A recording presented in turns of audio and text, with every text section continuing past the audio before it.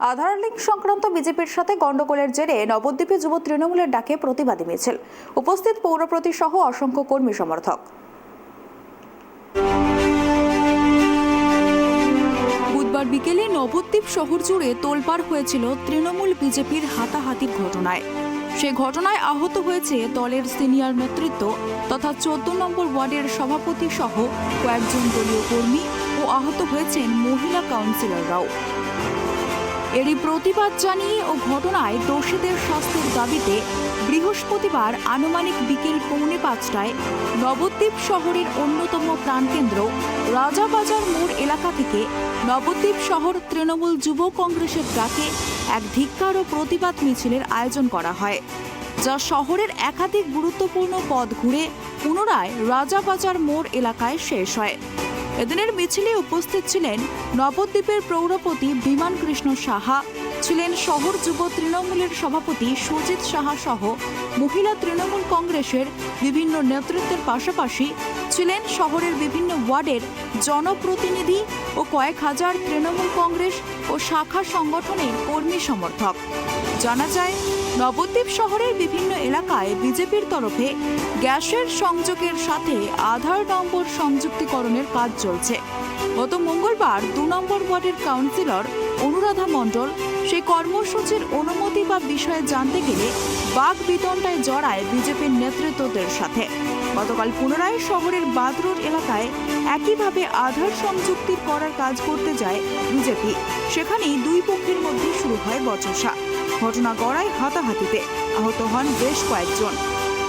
এই ঘটনা ঘিরে উভয় পক্ষই দোষ চাপিয়েছে উভয়ের দিকে।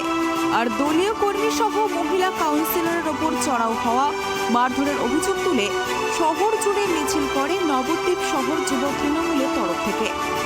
এদিনের এই কর্মসূচি থেকে সংবাদ মাধ্যমের মুখোমুখি হয়ে পৌরপতি বিমান কৃষ্ণ সাহা বলেন, ওরা কে কেওয়াইসি করানোর? সারা দেশ জুড়ে এভাবে বিজেপি সাধারণ মানুষের গোপনীয়তা জানার মাধ্যমে লুট করছে। নবদ্বীপেও এটা করছে। ভোট আসলেই বিজেপি রাস্তায় নামে। পাশাপাশি তিনি আরও জানান, গ্যাস হল পেট্রোলিয়াম দপ্তরের তথা কেন্দ্রীয় সরকারের অধীনস্থ সংস্থা। তারা ডিলারদের এই কেওয়াইসি করানোর জন্য অনুমোদন দেবে বা বলবে, সেখানে বিজেপিকে। এরই সাথে বিজেপির তরফে সাংসদ জগন্নাথ সরকারের প্যাডের জেলা বিজেপি নেতৃত্ব আনন্দ দাসের নামে অথরাইজ করায় কে দাবি করেছে সেই প্রসঙ্গে বলতে গিয়ে তিনি বলেন, এটা সম্পূর্ণটাই সরকারি বিষয়, জগন্নাথ সরকারের নয় যে এটা তিনি করতে পারেন। বিজেপি ইলেকশনের আগে এটা রাস্তায় নামিয়ে দিচ্ছে। ইলেকশনে তো ওদের টাকা আছে ওদের, এছাড়াও কিন্তু আরও টাকা দরকার।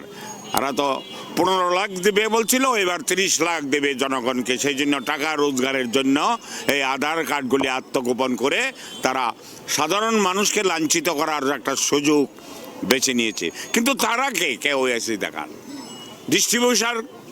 ডিস্ট্রিবিউটার কেন্দ্রীয় সরকারের, ডিস্ট্রিবিউটারকে কেন্দ্রীয় সরকার অর্ডার দিক, তারা তাদের পারফরমেন্স করবে, তারা তাদের নিয়মটা পালন করবে। ওরা কে? একটা ব্যানার লাগিয়ে বসে টেবিলের রাস্তার মাঝখানে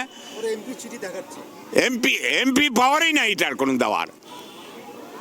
এমপি সিটি দেখাচ্ছে কি? এটা সার্টিফিকেট টু হোম ইট মিট কথা। এটা কি চিঠি নাকি? এটা কি গাধা বুঝাচ্ছে আমাদের? এটা তো পেট্রোলিয়াম দপ্তর থেকে তো কোনো রকম পেট্রোলিয়াম তো সরকারি নয়, এমপির ব্যক্তিগত প্যাডে চিঠি। আমি লিখে দিতে পারি এখানে শুভাশিস কংসবণিক একটা চোর, তাই হবে? তাই হবে না। এটা গ্যাজেটেড সার্টিফিকেট লাগবে। সার্টিফিকেটের মাধ্যমে যদি আপনি কাজ করেন সুষ্ঠুভাবে, কারো আপত্তি নাই। আপনার জনগণের অর্থ, জনগণের গোপনীয়তা নষ্ট করার জন্য এই প্রক্রিয়া বিজেপি সরকার সারা ভারতবর্ষে চালু করছে। পাশাপাশি এদিনের মিছিলে বিজেপির বিরুদ্ধে একাধিক স্লোগান দেয়া হয় তৃণমূলের তরফ থেকে। পাশাপাশি শহরবাসীর আধারের নদীর নিরাপত্তা নিয়ে ঝাঁঝালো স্লোগান দেওয়া হয় তৃণমূলের পক্ষ থেকে। তবে এদিনের যুব তৃণমূলের প্রতিবাদী মিছিলে কর্মী সমর্থকদের উপস্থিতি ছিল চোখে পড়ার মতোই। নদিয়া থেকে মলয় দে এর রিপোর্ট, ট্রাইব টিভি।